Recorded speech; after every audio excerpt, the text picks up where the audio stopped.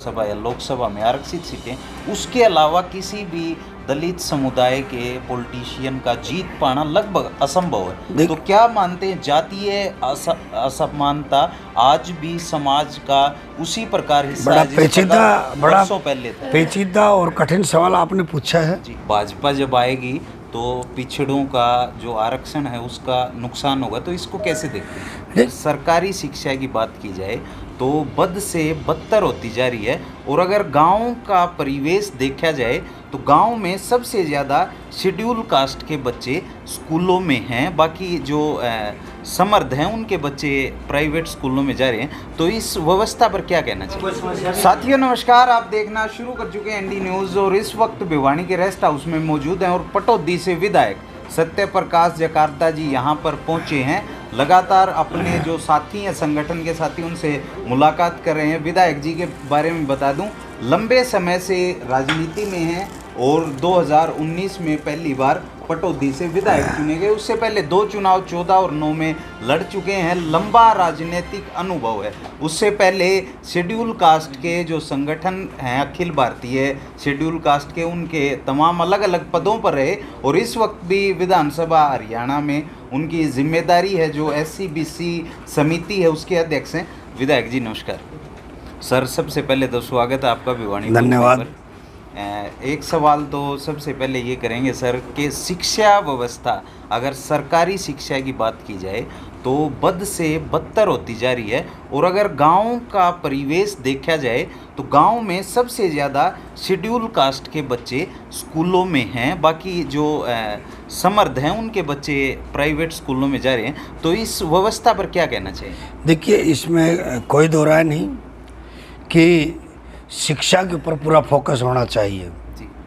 और आपके क्षेत्र का, भिवानी का मुझे कह नहीं सकता, पर मैं जहाँ तक गुरुग्राम का कह सकता हूँ और अपने विधानसभा क्षेत्र का, 1 दर्जन स्कूल जो अब तक पटौदी के इतिहास में हैं, 1 दर्जन स्कूल अपग्रेड हुए हैं जी। जितने गवर्नमेंट कॉलेज हैं वहाँ सब हम गरीबों के बच्चे पढ़ते हैं जी। हर 20 किलोमीटर के दायरे में एक गर्ल कॉलेज खोला गया ताकि हमारे गरीबों के बच्चे हम साधन नहीं दे पाए वह पढ़ पाएँ। हर थोड़ी थोड़ी दूरी पर हमें इंग्लिश का जो स्कूल है, मॉडल संस्कृत स्कूल, हमने उस संस्कृत स्कूल को डेवलप किया है ताकि हमारा जो बेस उससे भी मजबूत हो। ये ठीक है कि कुछ धनाढ़ लोगों के बच्चे, सक्षम लोगों के बच्चे प्राइवेट में चले गए और सरकारी स्कूलों में संख्या कम हो गई, उससे परेशानी कहीं ना कहीं उठानी पड़ी है। लेकिन इस चीज़ का भी समाधान माननीय मुख्यमंत्री जी ने किया कि यदि एडजॉइनिंग में 2-3 किलोमीटर में कोई स्कूल है तो उनको ट्रांसपोर्ट उपलब्ध कराएं ताकि उन बच्चों को बगैर टीचर के ना रहना पड़े शिक्षा पे। इसलिए पूरा का पूरा फोकस माननीय मनोहर लाल जी का शिक्षा और स्वास्थ्य पर पूरा का पूरा है। ये बताइए सर, अगर पूरे देश की बात की जाए, आपने संस्कृति मॉडल स्कूल का जिक्र किया, लेकिन हरियाणा के स्कूल शिक्षा की गुणवत्ता के आधार पर कहीं भी टिकते नहीं हैं। क्या आपको लगता है कि नाम बदलने से और सिर्फ स्कीमों से बच्चे तरक्की कर सकते हैं, गरीबों के बच्चे? देखिए, गरीबों के बच्चे ही आज IAS पढ़ रहे हैं, गरीबों के बच्चे ही HCS पढ़ रहे हैं, क्योंकि जब से मेरिट सिस्टम आया है, आज इंटरव्यू देने के 15 मिनट बाद बस में कोई बैठता है और उसको घर से फ़ोन आता है कि कहाँ हो, कि मैं तो इंटरव्यू दे के बस में बैठा हूँ, कि जल्दी आओ, तुम्हारा HCS में सिलेक्शन हो गया। ये पारदर्शिता आज माननीय मनोहर लाल जी, जिसमें हर गरीब आदमी, यहाँ पर चाय बेचने वाला भी, रिक्शा चलाने वाला, साइकिल चलाने वाला, उनके बच्चे कोई थानेदार लग रहे हैं, कोई HCS लग रहे हैं। गरीब का पूरा पार्टिसिपेशन इस सरकार में हो रहा है, मेरिट का पार्टिसिपेशन हो रहा है, और शिक्षा के अंदर इसलिए बच्चों का रुझान हुआ है। अगर आप देखिए, अगर आप आगे स्टैग्नेशन ले आएंगे, नौकरियों में भाई भ्रष्टाचार करेंगे, तो बच्चे पढ़ना बंद कर देंगे कि आप कितना ही पढ़ लो, आपको नौकरी तो सिफारिश पे मिलेगी। लेकिन जब ये बच्चे के मन में आ गया कि नौकरी मेरिट पे मिलेगी, तो वो शुरू से ही पूरी ताकत लगाकर अपनी तैयारी करता है। जी सर ये बताइए, भाजपा को लेकर के हमेशा से एक स्टीरियोटाइप रहा है कि भाजपा जब आएगी तो पिछड़ों का जो आरक्षण है उसका नुकसान होगा, तो इसको कैसे देखते हैं? देखिए, ये हमेशा कांग्रेस ने डराने का काम किया है। देश के अंदर उनका सिस्टम ही रहा है जाति धर्म की पॉलिटिक्स करना, और उन्होंने हमेशा दलितों को डराए रखा 50 साल तक, 50-60 साल तक। मुसलमानों को अब दलित समाज जो है समझ गया, उनको इस बात को समझ भी आ गया कि बाबा साहब का अम्बेडकर का सामान भी उन्होंने ठाक के फेंका था। उनको ये भी समझ में आ गया कि बाबा साहब को कैबिनेट ने भी कांग्रेस ने बाहर किया था।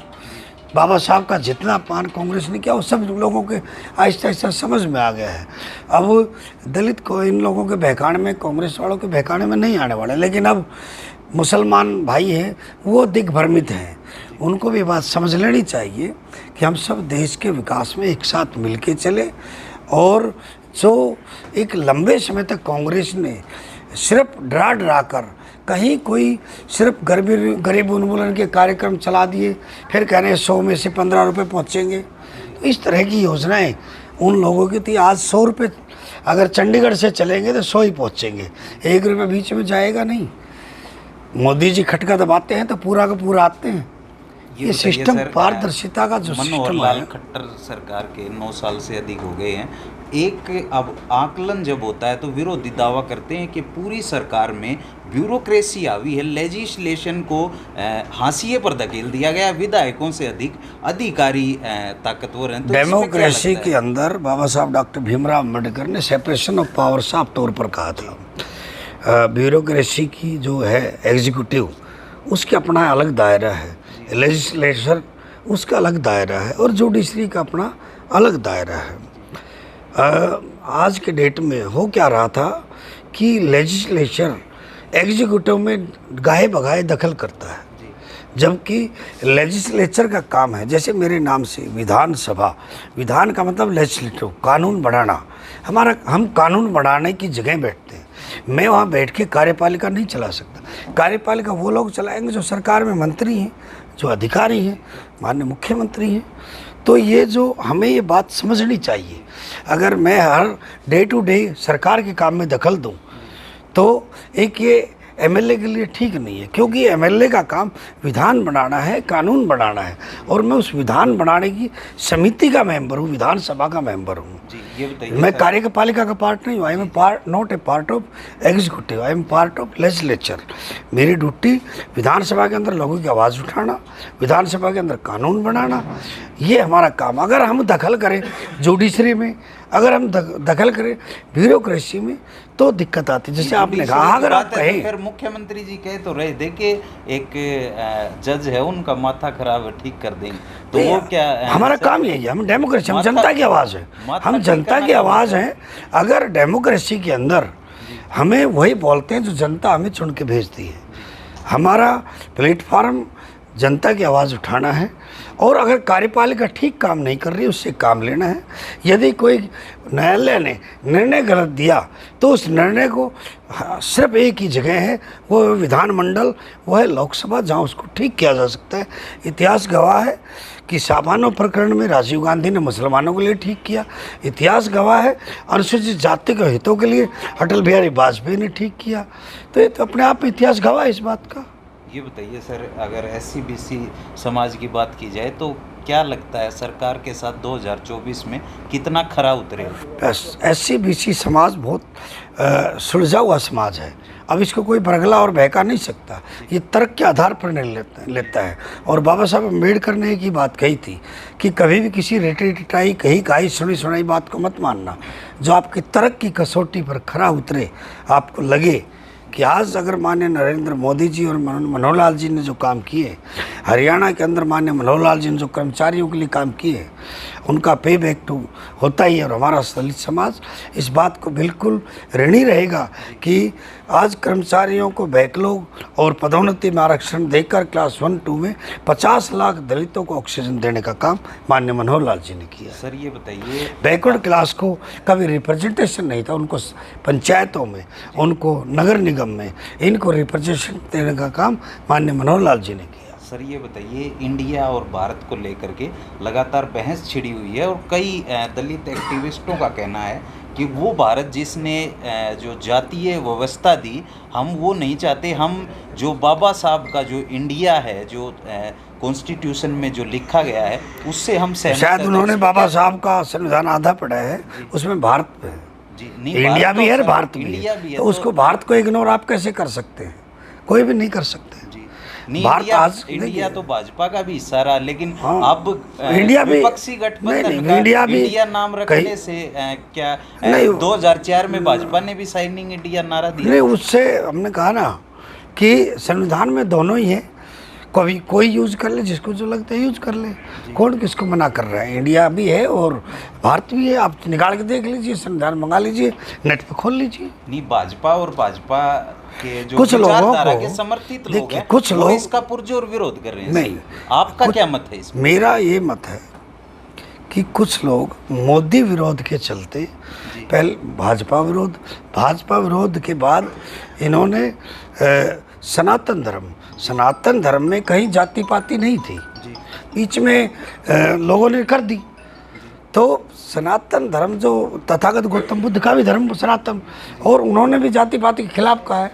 उन सब चीज़ों को अब ये उसके भी खिलाफ हो गए, फिर ये देश के खिलाफ भी बयान देने लगे, तो इनका अपना कल्चर है। और ये कांग्रेस के और ये विपक्षी लोग हताश हो चुके हैं। इनको लोगों की भावनाओं को कैसे भड़काया जाए, कैसे देश को जाति पाति के नाम पर आपस में लड़ाया जाए। सर ये बताइए, अगर जो आरक्षित सीटों को छोड़ दिया जाए, जो विधानसभा या लोकसभा में आरक्षित सीटें, उसके अलावा किसी भी दलित समुदाय के पॉलिटिशियन का जीत पाना लगभग असंभव है, तो क्या मानते हैं जातीय असमानता आज भी समाज का उसी प्रकार हिस्सा है जिस प्रकार वर्षों पहले था? पेचीदा और कठिन सवाल आपने पूछा है जी, लेकिन इसमें कुछ कटुता भी आपको माननी पड़ेगी कि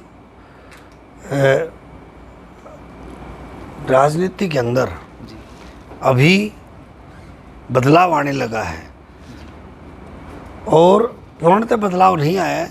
जातीय प्रभाव अभी भी राजनीति के अंदर होता है। आरक्षित सीटों के अलावा कभी हरियाणा के अंदर इस तरह का मामला बढ़ा नहीं, कभी किसी ने प्रमोट भी नहीं किए। लेकिन माननीय मुख्यमंत्री मनोहर लाल का मैं आभार व्यक्त करना चाहूँगा। पिछली बार उन्होंने 18वीं सीट फिरोजपुर झिरका की हमारी एक बहन नाचम चौधरी को दी, वहाँ से एक SC कैटेगरी को देने का काम किया। और माननीय कृष्ण पवार जी, राज्यसभा में कोई आरक्षण नहीं, उनको यहाँ से राज्यसभा में भेजने का काम किया। तो हम तो समय समय के अंदर हम इन चीज़ों को आगे बढ़ाने का काम कर रहे हैं। समाज में ये बदलाव का संकेत है। जी विधायक जी, ये बताइए 2019 के चुनाव हुए, आप 36,000 से अधिक वोटों से जीत के आए।